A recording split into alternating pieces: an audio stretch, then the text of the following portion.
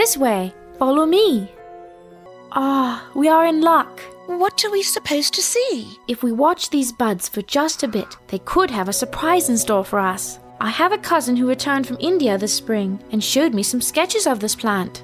He said that it is called a datura or moonflower and has been used for over 5,000 years for its medicinal properties. But you have to be very careful because it can also be poisonous. Because it can be used for both good and bad, they have placed it in the category of witches' weeds. I think we are about to be rewarded for our patience. Look! Beautiful. Nothing short of magical. I can see how they get their name. That is so special. They have a charming fragrance also. See what you think. Yes, I noticed that right off. The fragrance is supposed to instill you with both confidence and hope and give you a sense that almost anything is possible. Thank you so much for bringing us here. I feel much better than I did this afternoon. There is one more thing, while there is still some magic in the air, that I would like to show you. How exciting. Oh! I was right. This looked like the perfect spot to find foxfire. What is causing that? It is caused by a fungus that grows on decaying wood. It is bright enough to read by its light. We are fortunate. Sometimes it glows only but dimly. If I put these two halves back together, it should be convenient to carry, and I think this may be just what we need before too long. I suppose we should get back, as it is starting to get cloudy again. Oh, look! I think that owl is injured. Let me see.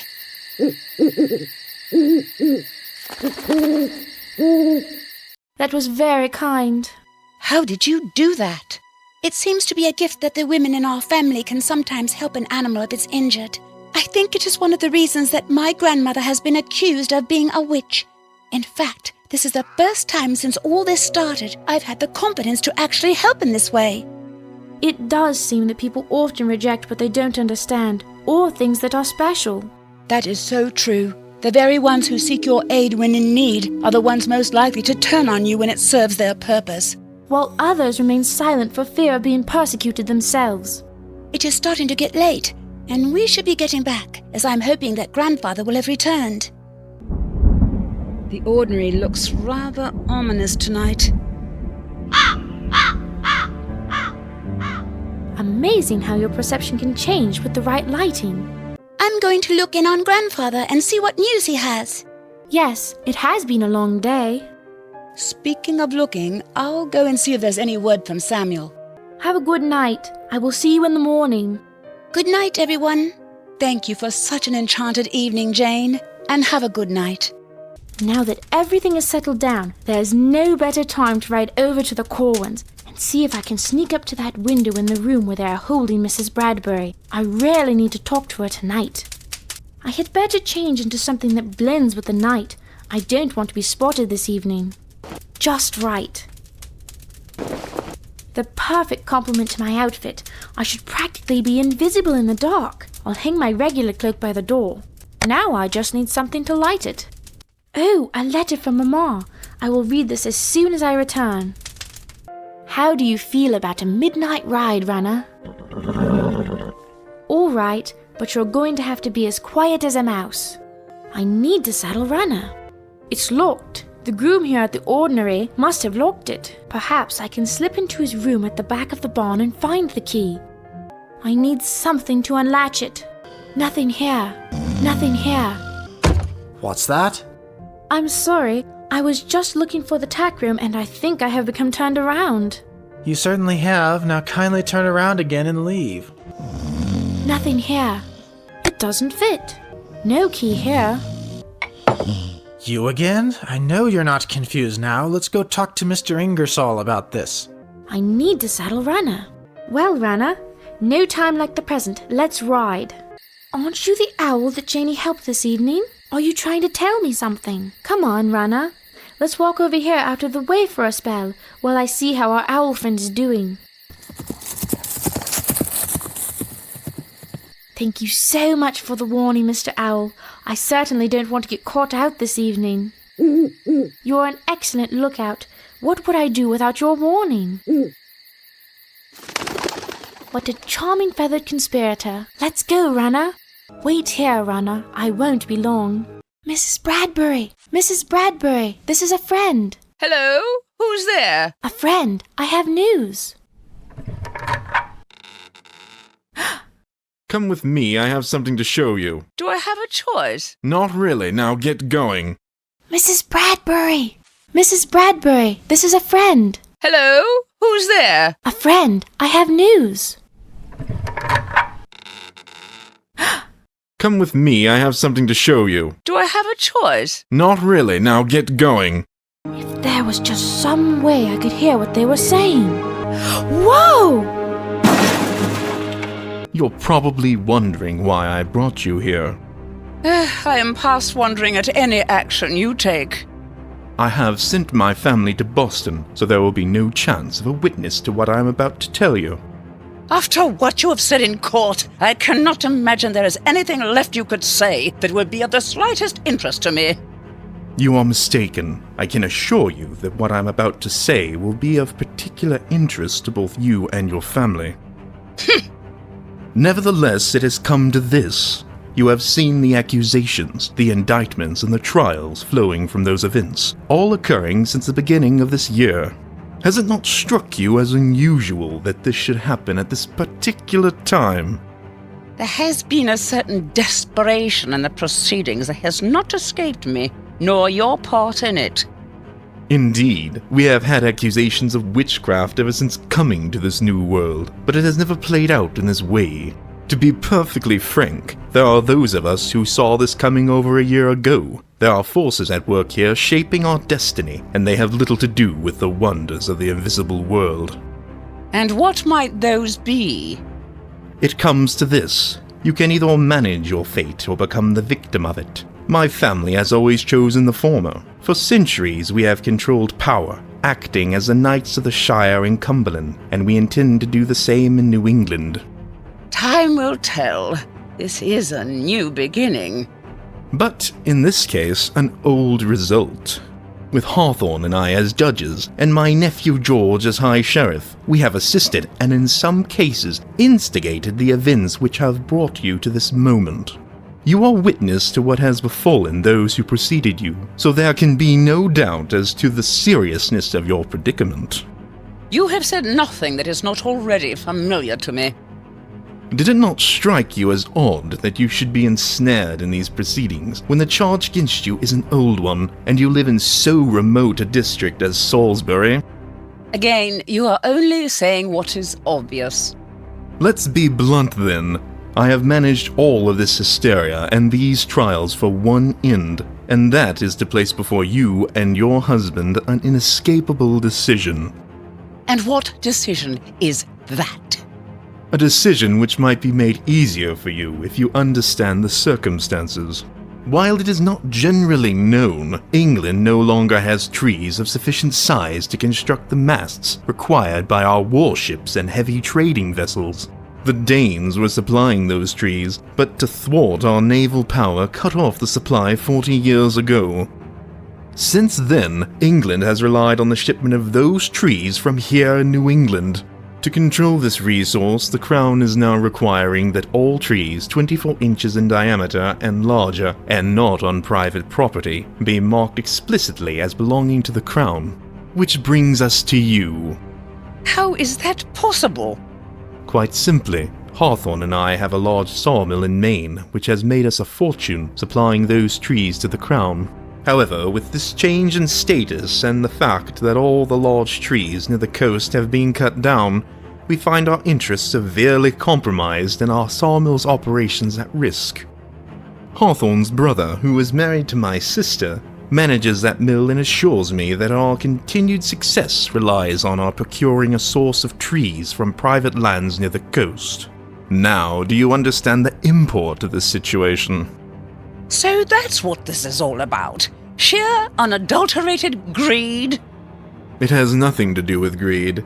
It is all about maintaining the structure of our society and our place in it. To that end, I have a document here that I would like to show you. Do you know what this is? I'm not certain. This is the grant of land to your husband Thomas, made when he was acting as land agent for his great-uncle Ferdinando Gorges. As you might recall, Gorges had the land patent for the province of Maine. So, that's what this is all about. Precisely. Your husband's land grant in Maine is now worth a king's ransom, this year and for many years to come. And of course, it is critical to England, my family's mill, and to me personally, and I plan to have it. How did you get that document? My good friend, Judge Stoughton, provided it to me from the archives in Boston. My God, is there no one not involved in this? Very few in positions of influence. There is still Thomas Danforth who stands against us. He was once Lieutenant Governor, but no more. That position has also been taken by Stoughton. Governor Phipps might oppose us, but he is busy fighting the French and Indians in Maine, and consequently protecting the land which will soon be mine. You have inflamed the passions of this hysteria and let good men and women go to their deaths, all to maintain the status of yourself and your cohorts. I see you understand, but let us not lay aside the service we perform for our country. I am speechless.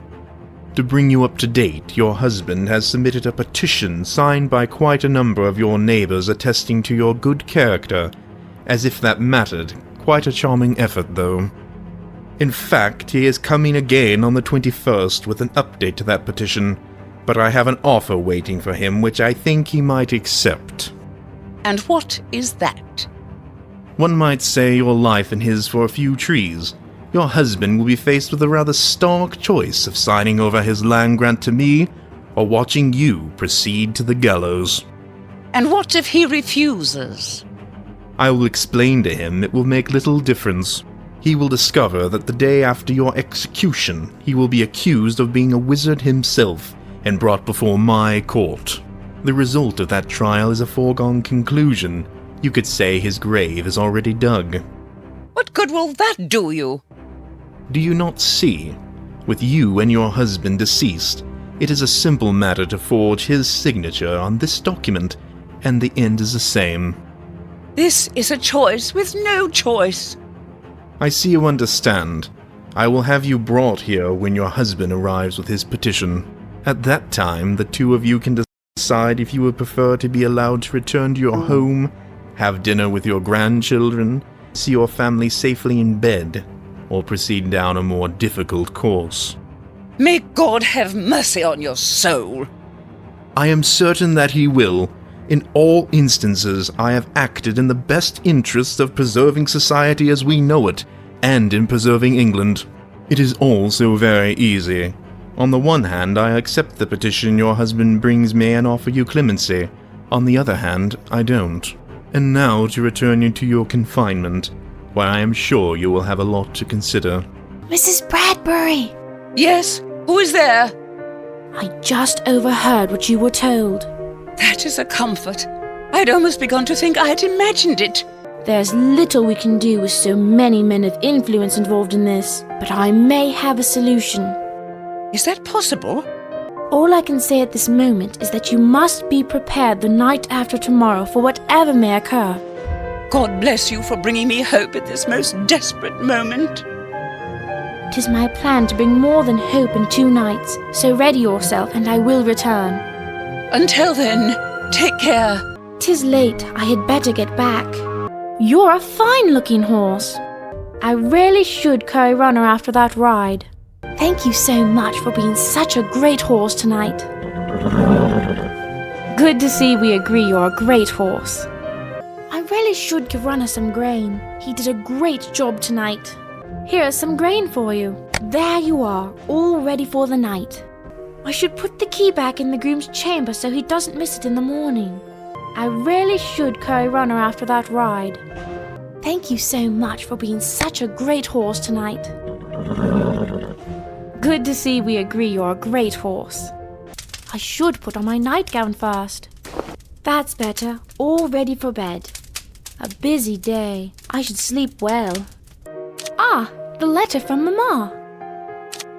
My dearest Jane, Boston is much improved over the stories I had heard about it some time ago from your cousins who had traveled here a few years ago. Your father's business dealings are going quite well, and it is now hoped we might have the opportunity to travel down the coast to New York. Your father believes there are also some shipping opportunities there, and I would dearly love to see what New Amsterdam has become. I understand that much Dutch is still spoken in the region. I hope you and Bethia have had the opportunity to comfort the Bradburys and provide what assistance you may. In all cases, please make certain that Samuel Phipps has plans confirmed to bring you and Bethia back to Boston no later than the 25th. Papa and I both send our love. Mama. P.S. Mr. Danforth asked if you could pass along a message to Samuel. He wished that it be relayed rather specifically. Here is the message. A true cargo is needed to be transported no later than the 19th. Otherwise, it will spoil on the morrow. What a lovely letter. I am so glad to hear that things are going well with Father's business dealings. If everything goes as I expect, we should easily be back in Boston before the 25th. I almost forgot my bonnet again. What will I wear today? I'd best not choose this one. It's much better suited for evening attire. This one will be very nice for today. Perfect. Ready for the day. Morning, Janie. How are you this day? Very well, thank you. And yourself? Very well indeed. Did you speak with your grandfather last night?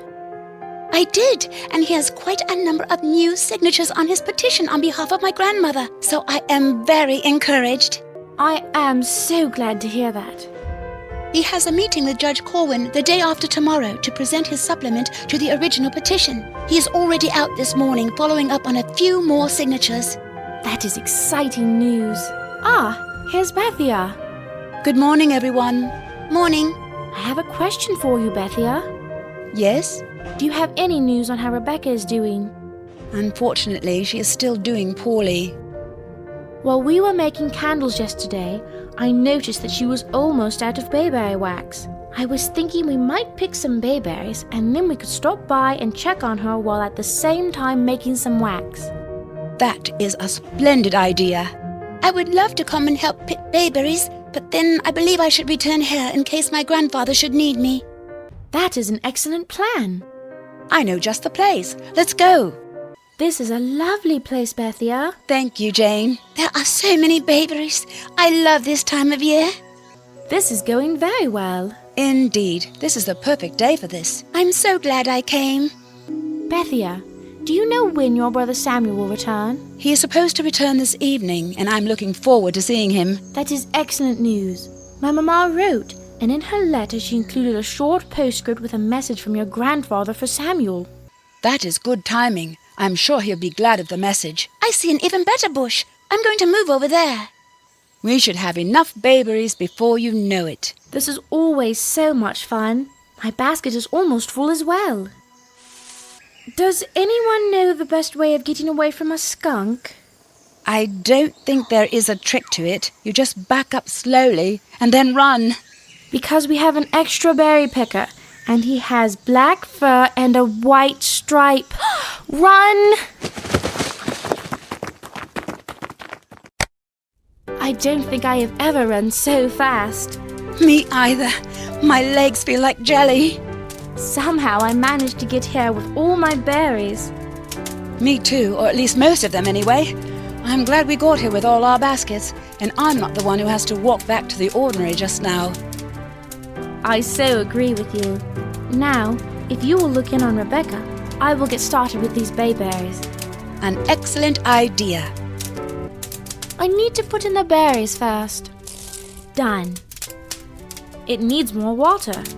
That should do it. Now all we have to do is let them boil for about 10 minutes.